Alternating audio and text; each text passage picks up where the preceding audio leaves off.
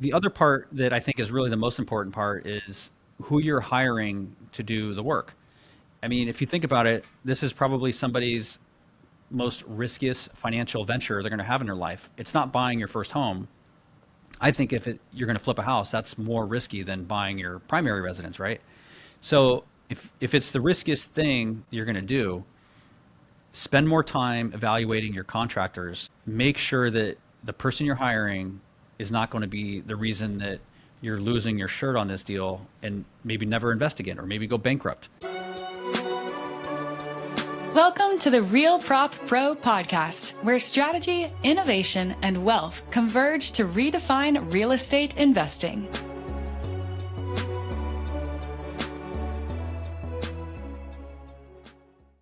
Hello, and welcome to the RealPropPro podcast. I'm your host, Ian Dietler, Sacramento-based investor who does fix and flip investing and multifamily. On the show, we talk to real people doing real estate deals. At RealPropPro, we train investors on everything from fix and flips, short-term rentals, tax deed, tax lien investing, creative financing, and much more. If you want to learn more on how to do deals, build cash flow, or scale up, please visit RealPropPro.com.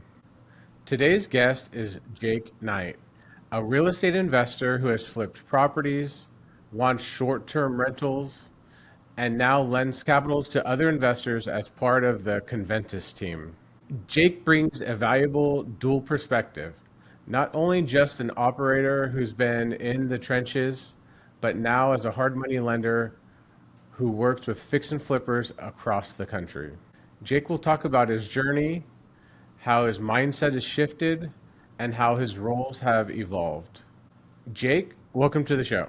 Hi, Ian. Thanks for having me here. I've been listening to some of your previous episodes, so I'm excited to be here in studio with you and chat today. Great. Thank you so much for coming on the show, taking the time. Here on the show, we like to dig in on people's backgrounds and kind of upbringing. So can you tell us a little bit about where you're from and where you grew up? Sure. I grew up in the East Bay, Contra Costa County, not too far from here in Sacramento. I grew up very middle class, had a good family growing up, good childhood, a lot of happy memories. But one thing we were missing was in our community were a lot of inspirational people that were going to college, that were having careers and, their path in the future. My parents didn't go to college. My older sister didn't. My extended family, there was almost nobody that had a real career, so to speak. So when I was in high school, I had already been working. I worked for a family construction business. My only goal was to get out into the world and start making some money at a job. It wasn't to go to college. And I was always envious of the people who at that age knew what they wanted to do in life, because they could just, here's what I want to do, here's the path to do it, and they're set, right?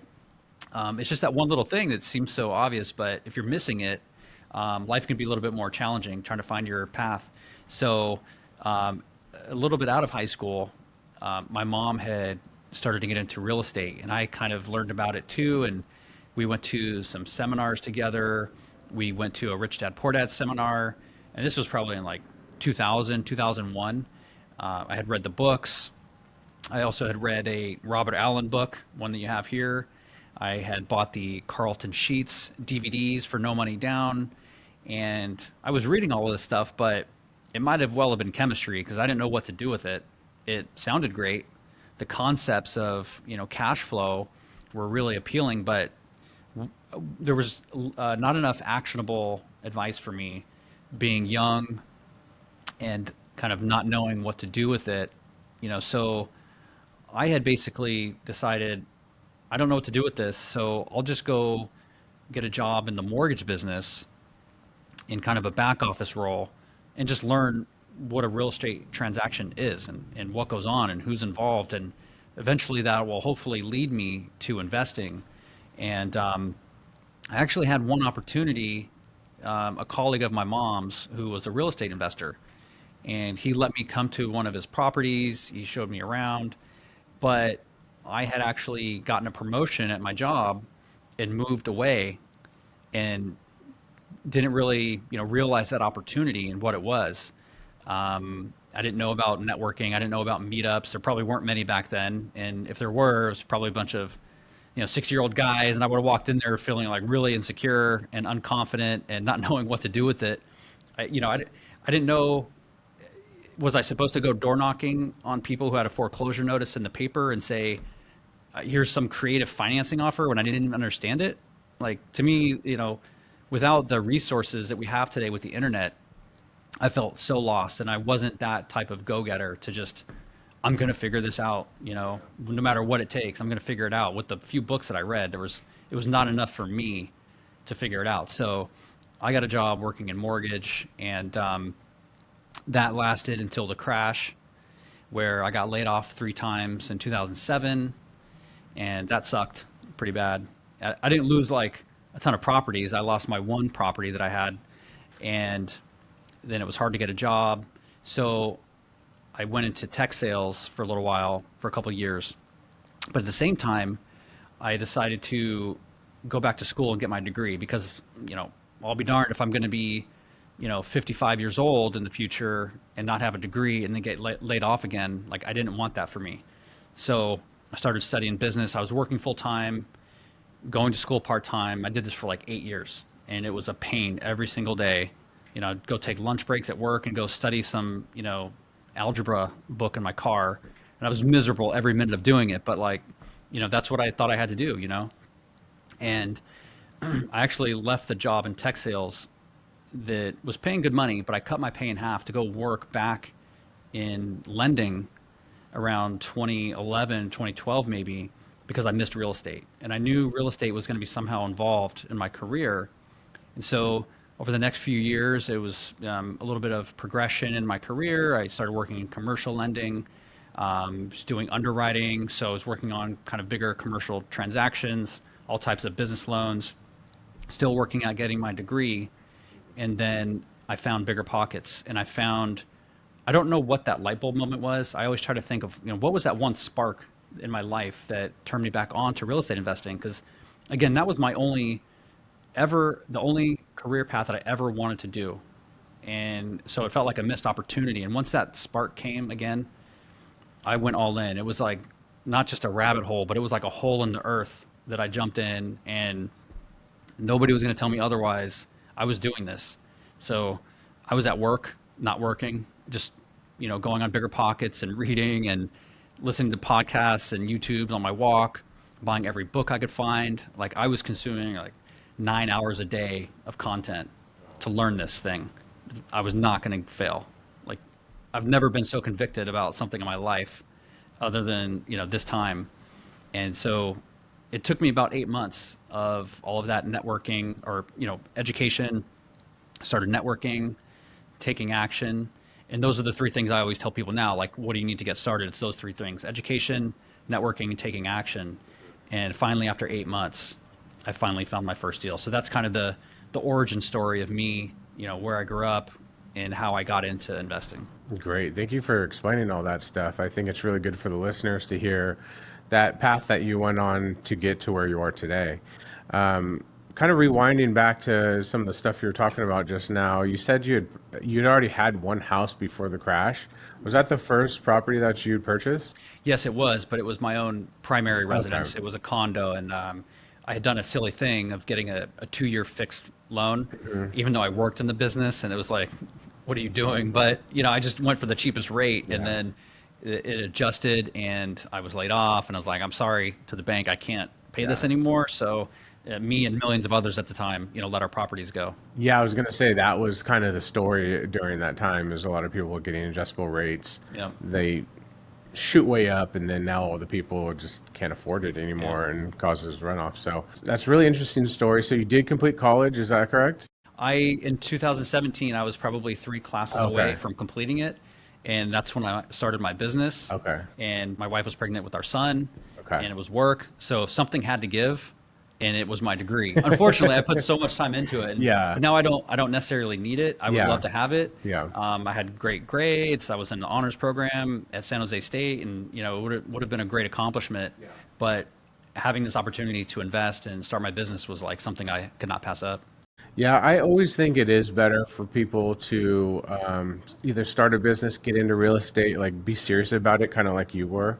I kind of feel like that's a little bit better way to go than to go to college. I know a lot of people might argue with me on this and stuff, but college is really just priming you to get a good job, right? Like that's kind of the goal of college is how do you pass tests? How do you work well with others? How do you stay focused in your job and do just the work that's going to get your boss or your agency a lot of money or whatever. So kind of to think of it in a different way, if you have your own business, the potential to make money is unlimited. Real estate, same concept, right? If you just start buying massive amounts of real estate, then your potential is unlimited, right? However, in contrast, if you're working a job, it is very limited. You can only get as much as your job allows, and the raises are only incremental, right? So stuff like that. So for all the listeners, if you're in the same spot as my friend Jake here, and it comes down to like, hey, do I go to college, or do I finish college, or do I get into this real estate? Sounds like we're both on the same page. Get into Yeah. real estate, do what you have to do to be successful, and like you said, take action in real estate. Absolutely. I agree with you. And, even I would throw in the trades, these days with everything, all the degrees like software development, those things may be less valuable or less in demand in the future with AI coming out. So the more real world physical, either trades or services that you can provide people that are more tangible, I guess. I think those are definitely coming back in style, and definitely a path that people should really consider instead of just your typical 4-year degree. Yeah, I mean that's a good point, but they're also 3D printing houses at this point. So I mean, how many construction jobs are being out with that? That's So, true. yeah, it's always very difficult to kind of predict the Yeah. future and figure out which path to go down. But I feel like real estate's pretty safe as far as AI and robotics kind of taking over our industry, especially in real estate investing, right? Like there's always going to need to be places to live. There's always going to need to be managers. There's always going to have to be property owners, stuff like that. So, kind of going. So, you were kind of learning a lot on bigger pockets. You were listening to podcasts. You really immersed yourself for those 8 months. What happened after that point? I had simultaneously been looking at two paths within real estate investing. One was short-term rentals, but more so medium-term rentals, corporate rentals, and flipping houses. Flipping houses was going to be the capital engine that would fuel the portfolio growth. And I had gone to a seminar, and the owner of Corporate Housing by Owner, I think, was there, and I learned about corporate housing, and that was really appealing to me. So I had been, simultaneously researching both aspects of it, and so I was trying to find a flip locally, but I was also researching markets out of state where I could buy rentals. So right around the same time, actually, I had identified a property that I could buy and furnish as a rental in Knoxville, Tennessee. And I think a month later, actually, my first flip came. But for the out of state part, I was looking at maybe 5 different markets. I was on the phone every day at lunch. I was doing calling property managers and researching neighborhoods and all kinds of due diligence. I was even secret shopping other owners out there in those areas and just asking questions, posing as a customer to learn, what the supply and demand situation was. AirDNA had existed. This was 2016. AirDNA was around, but I was more interested in the medium term stuff, and there was not like a data source for that. I don't know if there is now. I'm not in tune with it, but so I was just calling and learning and talking to people. And I had found a house on the MLS actually that had just gone online. Had my agent, make an offer. It was a 2-bedroom, 2-bath, had a little sunroom, kind of a woodsy neighborhood, cute house, already remodeled. And then we bought it, and I flew out to Knoxville the week of Christmas, and I had connected with a lady out there who's kind of like a contractor, but also a project manager. So I had networked with her.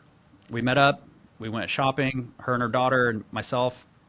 We bought like tons of stuff. I spent, you know, like 18-hour days, 3 days in a row furnishing this thing and then getting it online in time. And then I came back home, and like right after that, I had got my first flip under contract. So it was kind of like these two things hit right at the same time. So Wow. it was pretty exciting. Yeah. You know, I like, here I am, now I'm an investor, Yeah. things are moving and stuff. So yeah, that was how it began. Nice. Yeah. Where was that first flip at? Was that in California? Yeah, that was in Vallejo. Vallejo, And I got okay. that from a bird dog. Okay. I think I had met him on Craigslist, just putting myself out there everywhere I could to be in front of deals. And so found it through him. Actually, he had an agent. It was an agent's pocket listing. She knew him. He contacted me about it.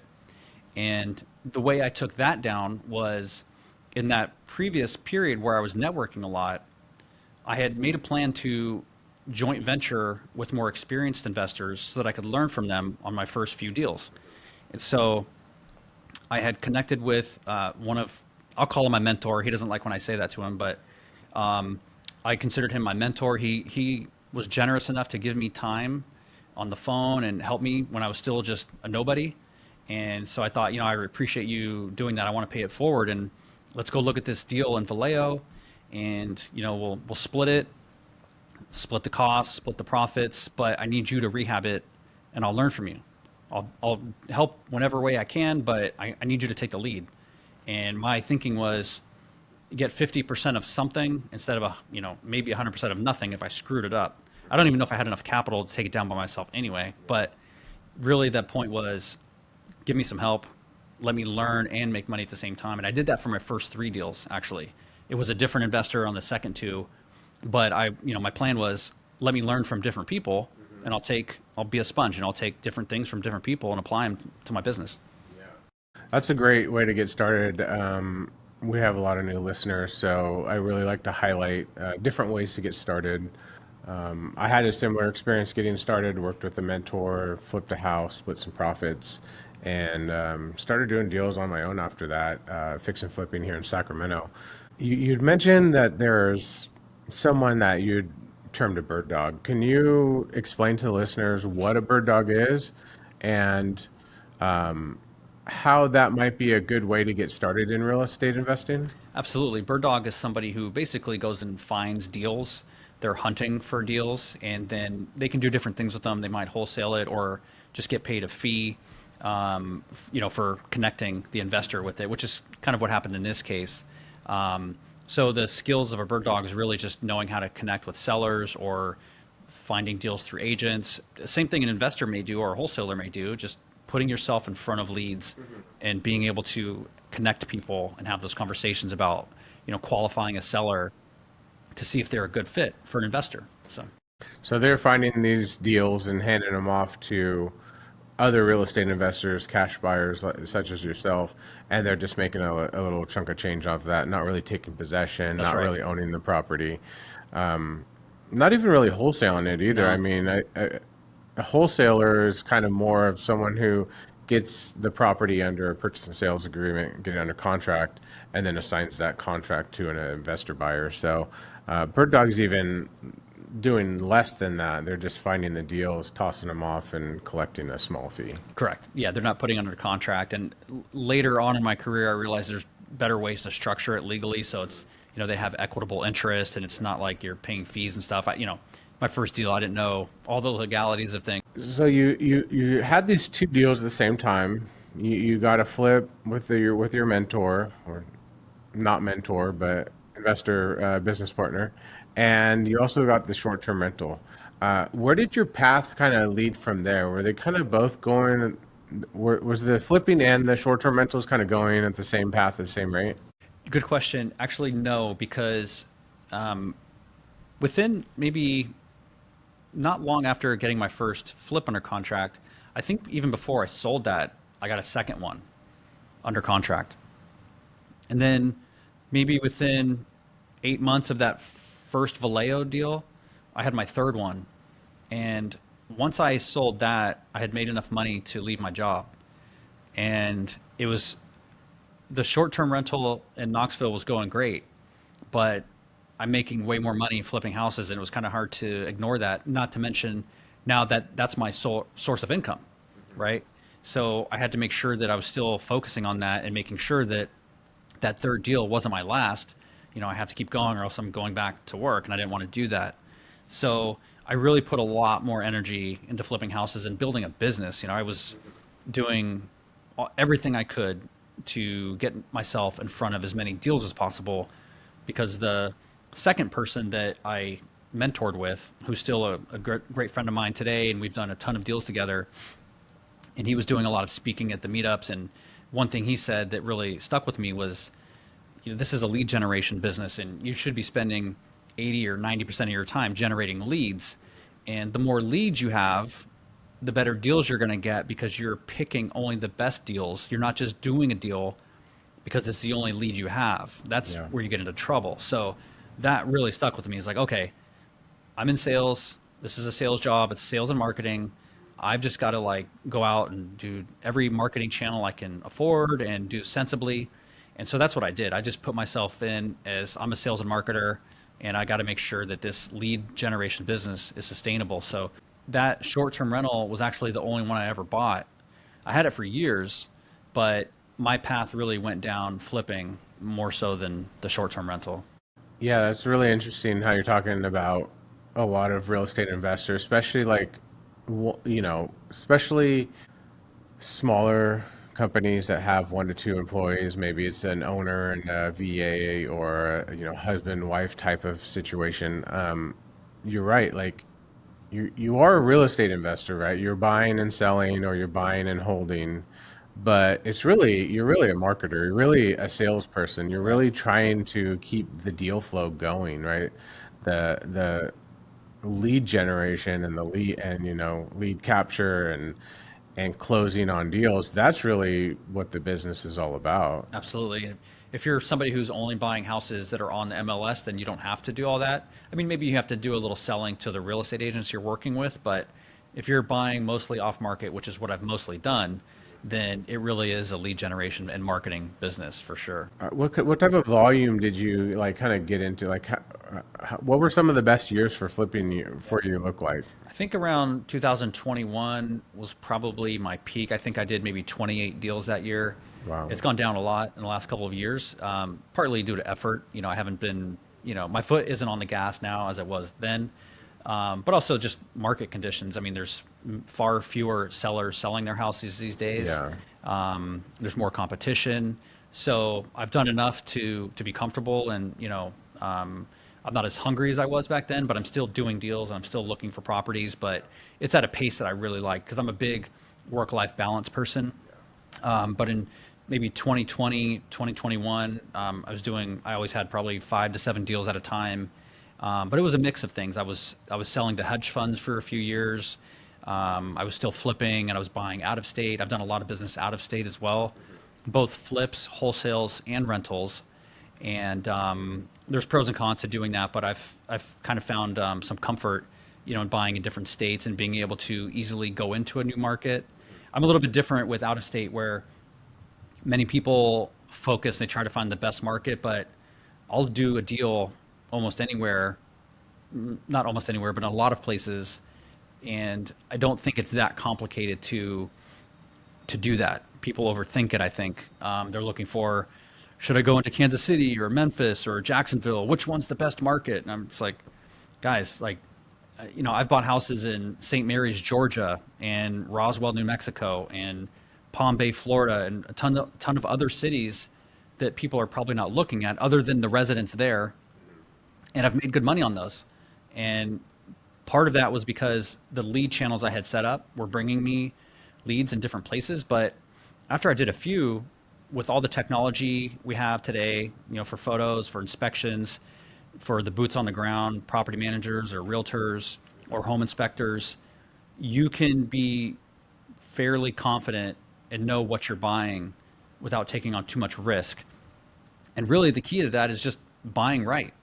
If I'm buying a house in Dunn, North Carolina, which is a place I bought a house last year, and this was like the most rural property I've ever bought. But I bought it for $35K and I sold it for $215. a few months later. So there's a ton of spread on the deal, but I wasn't looking for Dunn, North Carolina. In fact, when I talked to people in North Carolina, they'd never even heard of Dunn. And so I'm like, man, your state's not that big. Like, how do you not know of this place? But I guess it is really small. So yeah, I mean, I've done a lot out of state as well. So it sounds like some of your out of state strategy is more like find the deal and then Yes. the market can kind of follow after that. It's Yeah. kind of secondary. Yeah, I'd rather have a good deal somewhere that I wasn't looking than looking in a market and I can't find a great deal, and then I'm just trying to invest in St. Louis just for the simple fact that that's where I was looking. I mean, I just don't believe in that philosophy. So, and it's worked out well. What are some of your ways to generate some of these leads currently? Are you doing like pay per click, pay per lead? Are you doing any marketing? What kind of strategies are you implementing now? I've always believed that you have to have, I mean, maybe some people don't agree with this. Maybe they just go really hard into PPC, for example, and I get that. Or maybe they're direct mail people. In my earlier days, I realized that I was getting deals from different channels. So I really wanted to be involved in different ones. So I had my SEO was cooking for years, and then I kind of got off of it a little bit, and I had a virus, and I never recovered. So that kind of went out the way. But I've done some pay per lead. Agents have been probably the number one source of deals for me, but I used to drive for dollars and send direct mail. I've gotten deals from cold calling myself. I've used cold calling services and outsourcing for cold calling, but it hasn't really performed well. So I noticed that when I cold call, it usually works. It's just, how much time are you going to spend doing it? And that's where we all struggle, because we want to delegate, but, you're really more effective if you're calling as the principal to the owner. It's just a much better, success rate by doing that. So these days, agents, a little bit of direct mail, but I'm less consistent with it because in the last couple of years, it just hasn't really produced, and I haven't, been comfortable committing when, I'll go months, 8 months, even sometimes without getting a deal from it. And it's like, how long do you keep going with this? Right. But I've never gotten too big into PPC. Very expensive and people are doing well, but that's a game that I didn't want to play in, with the capital requirements for it. So, I would say, yeah, agents has probably been my go-to source. If I need a deal, then I'll go to agents. So it sounds like you're kind of like doing some flips, you're doing all this stuff. You then kind of got into hard money lending. Can you talk about that transition and like what that looked like for you, going from kind of an investor to doing some hard money lending? Absolutely. As an investor myself, I have done, I don't know, 90 or 100 hard money loans and rental property loans for my own portfolio. And I had kind of had an urge or an itching to get back into lending as more of a complement to my investing, but also, sometimes as investors, we have that entrepreneurial bug and we want to do other things. And so I wanted to do something else in addition to flipping houses. And so it kind of just made sense that I should combine these two experiences, my lending background and my investment experience, and be able to offer other investors, and give back to them and give them a product that I know very well because I'm using it myself for years. I understand the lending process very well. So when I realized that I wanted to do that, I thought, if you're in sales, you really should be selling a product that you champion or a service that you can really get behind. So I had been working with Conventus as a borrower. And so to me, it was an obvious choice that I want to work for the company that I want to submit my loans to. And so because they've always been like really good on pricing for me, my loan rep and the processing team were always very communicative. They answered my questions. They were very friendly. And I wasn't getting that kind of service level from other lenders. In fact, and some of them were just like really bad. And we're talking like big companies here. But so I reached out to them and, they had a spot for me. So here I am, and I'm really excited about it because it's like, it's different than flipping houses. There's less risk by having, this type of income. And I just enjoy the new challenge. I'm out there kind of starting fresh again. I feel that hunger again. As an investor doing it for 9 years, I think I mentioned earlier that part of the reason I'm doing less deals is because there's less effort, because I'm not as hungry as I was when I first started. So it's kind of that reignited passion that, made me really, really excited about doing it. That's really cool. It sounds like a kind of a new chapter in your life Yeah. is kind of doing some lending while still doing some investments on the side whenever you feel like it really, not that you, like you said, not that you need to, but just to kind of stay current on it and, still have stuff to do on the side, flipping houses or whatever you choose, buying out of state. Can you explain to the listeners what a hard money loan is and like when would a person, use a hard money loan? Yes. A hard money loan is great for buying. I'll just use the fix and flip as one example. If you're buying a house that needs a ton of work, it's not financeable from a conventional lender. If you go to Chase Bank with the fixer-upper that you need to close in 7 days, you really can't do anything. They can't do anything with that. So a fix and flip lender has the ability to close very quickly. They're not as worried about condition because they know what you're doing with the house. They know you're going to fix it up. So it's a shorter term loan because they're only giving you the amount of time you need to fix it. They say 12 months. You should be in and out of that property by that time. And the rates are a little higher than a conventional loan because it's technically more risky.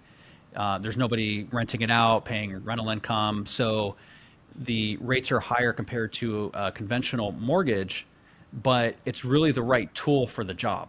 And so there's that. It's similar. We offer new construction financing. So if you're doing an infill development, right, we'll pay. And for the fix and flip and construction loans, you put your money down on the purchase price, say 10% or 20%, but we're funding 100% of the rehab costs.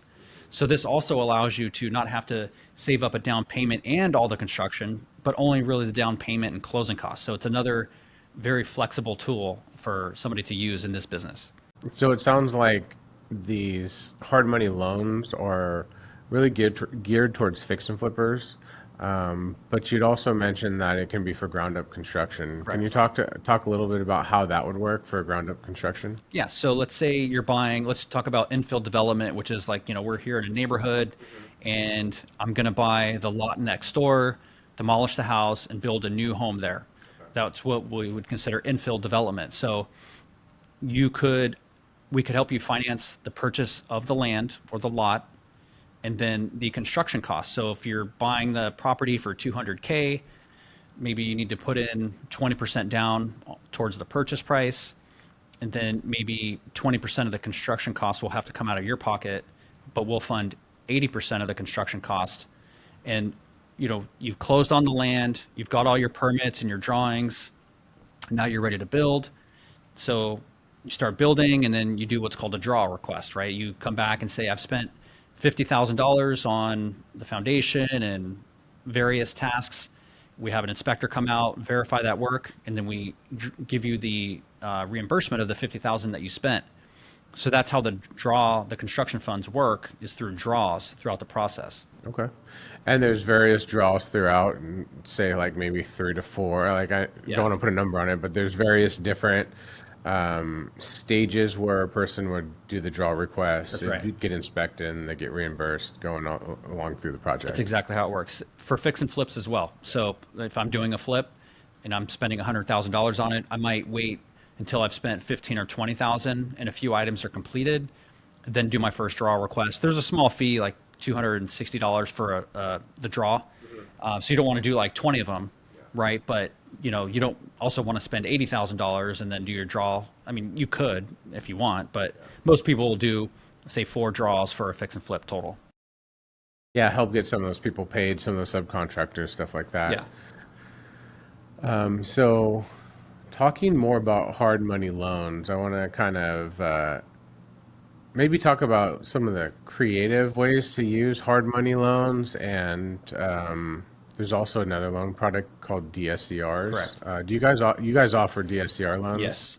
DSCR is a really cool product. It's becoming really popular right now for real estate investors because it stands for debt service coverage ratio. What that means is that's the ratio of your total gross rents compared to your property expenses. So the lender's using this ratio to determine if your property is lendable, if you're making positive cash flow, essentially. If you have an above 1.0 DSCR, that means you're above break even, right? You're making money, and that shows the lender that it's a good, project. It's a good house. So we're also looking at loan to value, just like any other loan, but we're not looking at income. And this is where it's really cool Income for of the investors. borrower. Income of the borrower, correct. Yeah. We're only looking at how the property performs and your credit as well, but we're trading off looking at the rental income and getting rid of the borrower income. So we don't need W-2s, we don't need pay stubs, and that's where it's really difficult for investors to get loans with conventional lenders.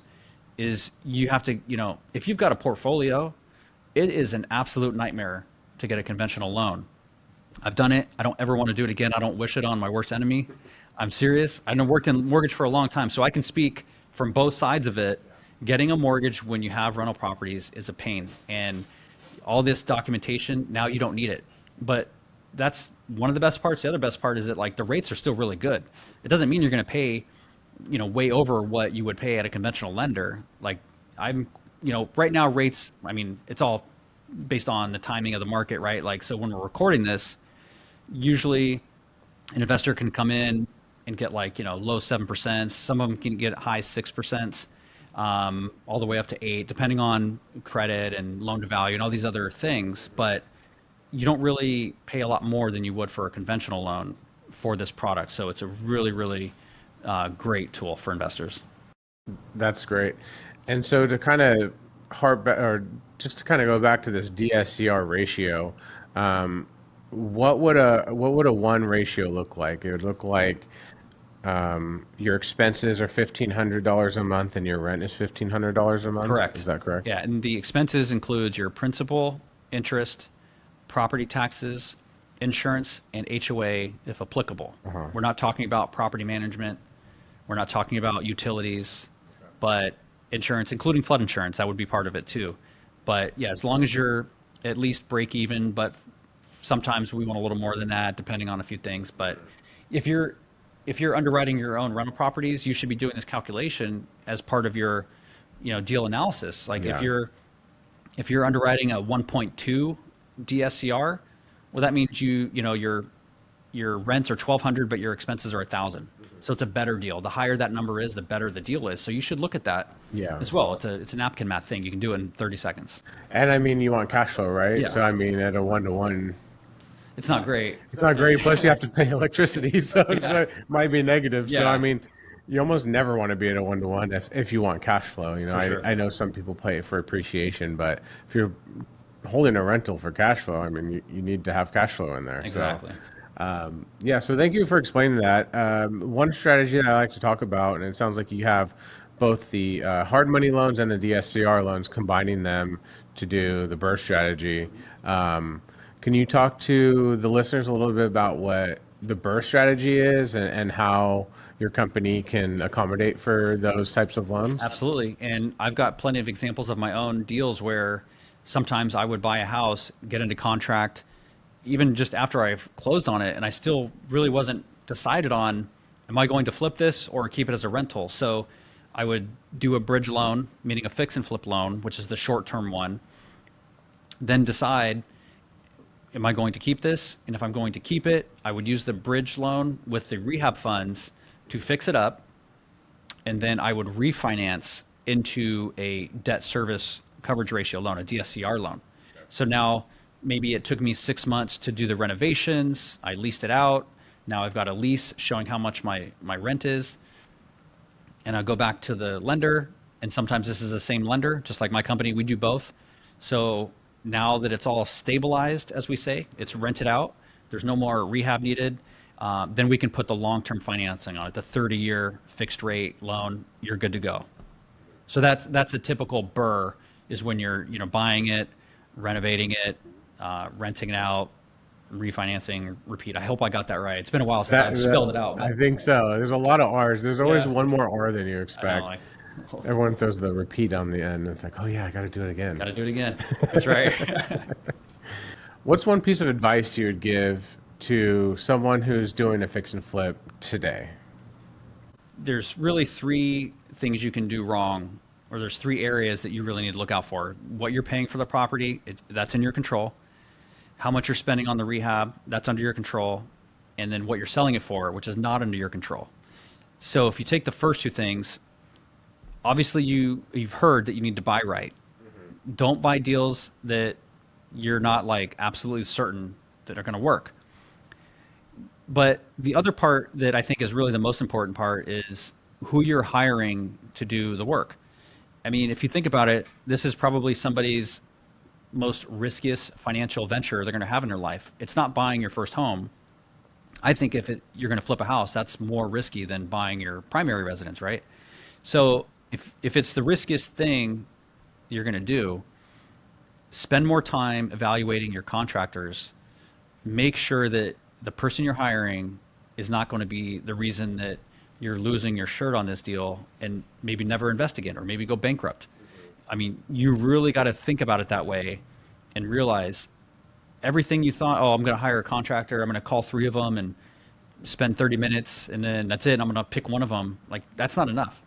You need to act like, you need to take this seriously, because when I've had bad deals in my career, it usually came down to the contractor. It wasn't like necessarily what I paid. It was, we went wrong in construction is because maybe I got lazy or complacent or something else happened along the construction process, and a lot of it's under your control. So you got to be better at evaluating your contractors. If you're going to spend all this time evaluating deals, spend more time, get to know these people, get references, make sure they do flips, and talk to their investor clients who have flipped, who, you know, had their flips, and ask questions. Don't be afraid to ask and do background checks on these people. Yeah. That'll help you.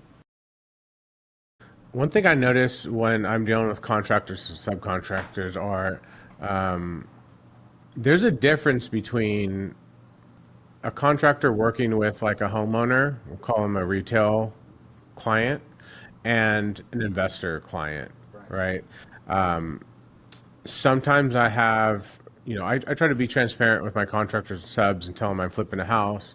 You know, I may not be able to pay as much as like a normal retail client, but if we work out well together, I can get you 3 to 4 projects a year, right? So by giving them more of a volume and like maybe repeatable business, I need a discount on each project, because, you know, I have very strict numbers to reach, right? So in your experience, have you dealt with contractors that sometimes may give you like a retail price and you're like, dude, that's not going to work? Or, I mean, like, Yes. What's your experience with like the pricing that contractors give you? I first approached contractors, and part of my initial, you know, first 2 minutes of talking to them, I asked them how they, you know, position themselves. Are they a contractor who works mainly with homeowners and not really with investors, or do they work with a lot of investors? That alone right there will eliminate a lot of the people that you don't want to work with. You want to work with contractors who work with investors. But I don't like asking them or telling them that I want discounted pricing, because that puts them on a little bit of a defensive mode. It's harder to do this in the beginning, but over time, through keeping track of all my expenses and learning what things cost, what I do now is, when possible, I try to propose pricing to the contractors and say, you know, either if it's just, you know, kind of a broad discussion up front, it's like, you know, how much would you charge for this? Here's kind of where I need to be. Do you think that's something you would do? If so, okay, cool. And I think we can take it to the next step. But even like on one of my last rehabs, I pretty much itemized everything and said, here's what I'm paying for this. Here's what I'm paying for this. Can you work with this? My contractor loved it because I saved him a bunch of time trying to estimate everything and figuring it out. And we had already worked together, so he knew that, you know, he liked working with me. But sometimes these guys, like, they get tired of bidding every project, not knowing if they're going to get it. You know, they'll go look at a house, spend 3 hours estimating it, and then they were like, it wasted time, you know. So giving them transparent pricing, you know, maybe they can counter too. If it's like they'll do it, but maybe they want a little more. Okay, well, at least now I know that I'm still kind of within my budget, and he's happy, I'm happy, let's get going. So I approach it a little bit differently, but it took time to get there. That's a really good way to look at it, you know, kind of have it mapped out and more of a, hey, can you do it for this? You know, I've done a lot of the work and research for you.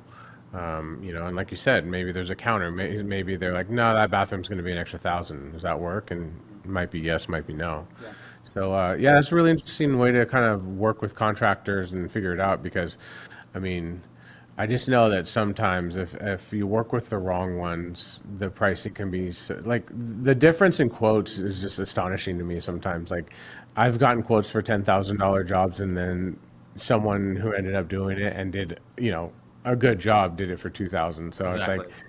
you really got to shop around. You really got to pay attention to your contractors, the work they do, the subcontractors, all that stuff. Yep. Now, you're starting a meetup, I Yes. hear, and can you talk about the meetup and maybe invite some of the local Sacramento or Elk Grove area investors to it? Yeah, absolutely. Thanks for bringing that up. Launching the Elk Grove Real Estate Investor Meetup. I live in Elk Grove, and I realized when I wanted to get back out and meet more of the community that there wasn't really any events down there, at least not that I could find. So I thought, well, I'll just launch one myself, and I've kind of always wanted to do that. But when COVID hit, we stopped networking as much, and then I was just busy with work, and so I didn't take the effort to come out and I moved up here to the Sacramento area during COVID, so I didn't know a lot of people, and then not networking after a while. I didn't really get ingrained into the community. I kind of always wanted to, but I just took my time, and I realize now is the time I want to do that. I want to get out and meet people, and it always meant so much to my business to have a good network. I wouldn't have been able to start without a network. So it really is critical, no matter what stage of your investing career you're in, is to stay in touch with people. And that's also where things happen. That's where the magic happens. So I'm putting together an Elk Grove meetup.